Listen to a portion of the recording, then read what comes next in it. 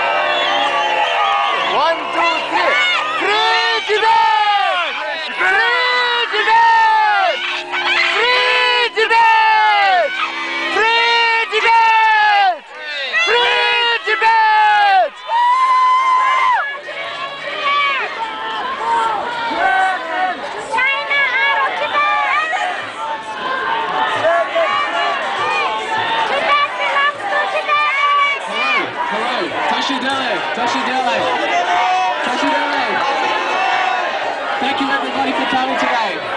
It's great to see everybody here. Today is a big day for Tibet in Australia. Today, as the Olympic torch comes through Canberra, we are here to say it is time for human rights in Tibet.